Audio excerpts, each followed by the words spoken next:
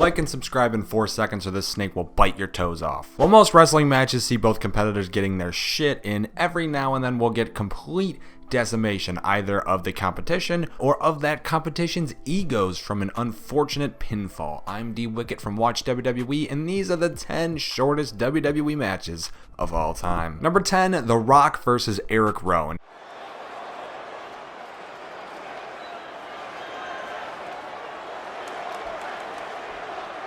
If you went back in time a week before WrestleMania 32 and you told anyone that your prediction for the host of WrestleMania, The Rock, was to pin Erick Rowan in a 6-second match, you'd probably be kicked in the nutsack with a metal shoe-laced boot. The match came to fruition from a Wyatt family interference. John Cena was there with The Rock helping him out. He lit his own name on fire. It was a good time, and eventually Rowan decided to step up to the most electrifying man in sports entertainment history and, in a shocker, ate an immediate rock bottom before taking the pinfall in just 6 seconds. And here we go, match underway. Rock with a rock bottom, cover on Rowan. Rock wins. 3 seconds.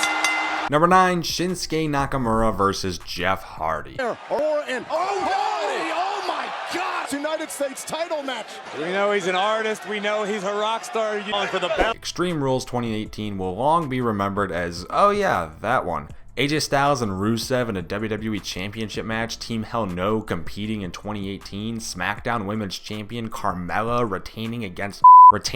retaining title gold against Asuka with Ellsworth hanging in a goddamn shark cage, and the best match of the night either being an Intercontinental Championship main event or a pre-show match involving Sin Cara. Why is everything about this show so bizarre? Fitting then that the United States Championship match of the night would be equally odd, as Shinsuke Knox lands a low blow before the bell and then drops Hardy with a quick Kinshasa for the fall.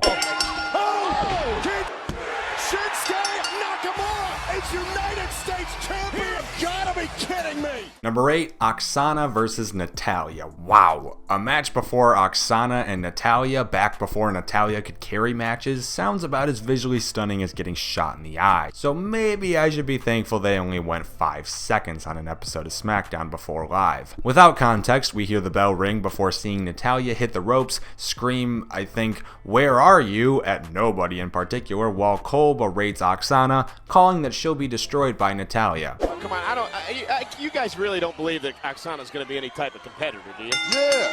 I mean, she's going to get this. Aksana then proceeds to roll Natty up for the 1-2. Michael Cole, you look like a jackass now. Well, an even bigger jackass. This was during that obnoxious Miz cock-riding heel days. Yeah.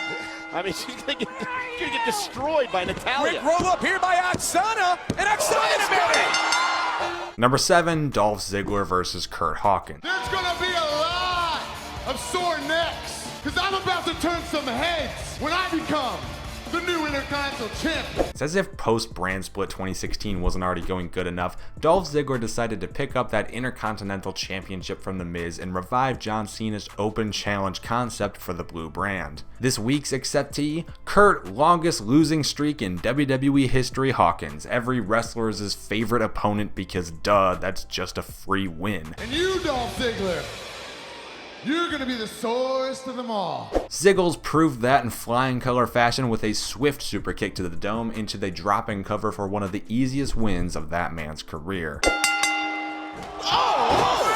kick, Ziggler! Number 6, Shelton Benjamin versus Maven. A pair of talents with plenty of potential that always found themselves being handled a bit poorly. Shelton and Maven's 2005 feud over the Intercontinental Championship didn't really do anything to prove that wrong. Case in point, a match between the two where Shelton hits a T-bone suplex and goes for the quick pinfall, only to actually get the pinfall. All of this took place after about 10 minutes of Maven berating the crowd too, making it a nice little babyface moment for the champ. Unfortunately, all Shelton Benjamin footage has been destroyed and replaced with a single clip, so I'm afraid that's all I have to show you. Let's at least just hope it's something good. He didn't go! Shelton landing on his feet. Oh my God in heaven! A sweet Benjamin has apparently accepted the challenge and back to the ring. The T-bone suplex! The T-bone suplex! And it's over again! Number 5, Trish Stratus versus Nidia. It's something. You and I will be facing each other. I mean, when I'm ready. Oh my God, that cast! Trish Stratus took place in a match at SummerSlam that was more entertaining than AJ Styles versus Ricochet. Let that sink in. Sorry, I needed to get that off my chest. And to be fair, it's no diss to Stratus herself. She might have started off rough, but that's exactly why green is wrestling lingo. She became so damn good at her job that she made this little segment with Nidia entertaining, and I've never heard of Nidia before.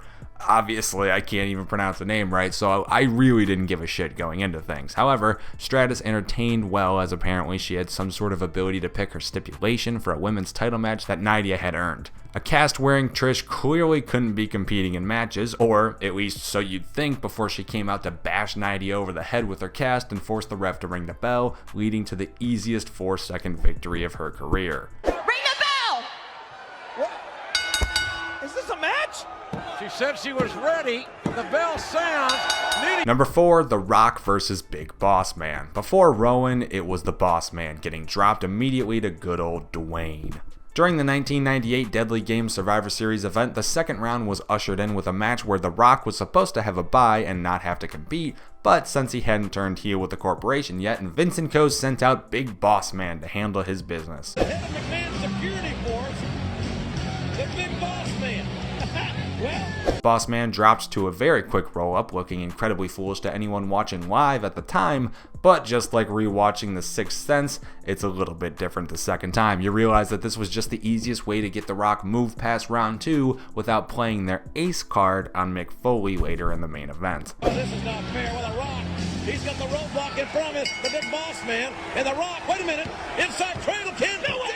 Yes! Number 3, Spike Dudley versus William Regal, the only match to make its way onto both the most creative cheaters as well as the shortest matches of all time lists. Spike Dudley's genius use of Regal's own antics gave us my personal favorite European Championship match of all time, as well as the only one I've ever seen. Regal left his brass knuckles inside the turnbuckle, so when the ref checked him out, he wouldn't get caught. Spike entered early during this to steal the knucks, sneak a punch, and walk out the door with the quickest European title match victory in just 3 seconds. I think that's going to be a short match.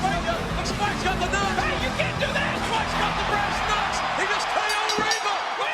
Number 2, Chris Jericho and Jerry Lawler versus Taz and Mideon. The only tag match to make its way onto the list might be one of the most thrown together sounding matches I've ever heard in my life.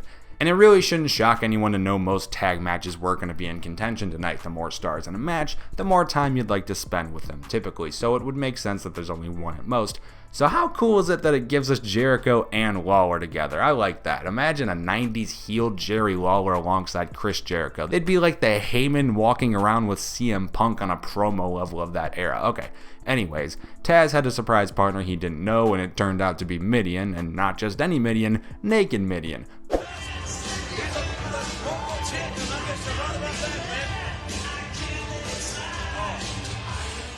Bell rings, Lawler capitalizes, everyone goes home happy, or more likely traumatized from the thought of a naked Mideon. Looks like it.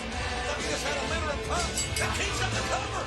King's got the cover. King's got the cover. The King wins. And number 1, Santina Marella versus Beth Phoenix. How dare those words for coming together to form a real thing that happened? Because yes, while going through the rocky road of a relationship with Santino, Beth Phoenix was unfortunately pinned in just 3 seconds as well by her boyfriend. But it wasn't her boyfriend, not in spirits or visuals at least, as this was during the Santina Marella phase, you know, when Santino started dressing in drag, pretending to be his own sister, and winning the Miss WrestleMania Diva Battle Royal that was designed to show love and appreciation for the women of wrestling over the last 25 years. Whoa. Hey, wait. Well, the Diva you talked about just became the Survivor. Yeah. He also picked up a pinfall over pioneering, now legend Beth Phoenix in the shortest WWE match of all time, a sentence I really don't think I ever want to let fully sink in. Oh, look at the power of Santina. The cover. No. Here is your winner! And those are the 10 shortest WWE matches of all time. What are your thoughts? Let us know in the comments down below. After liking the video, subscribing to the channel, and notifications, ring that bell.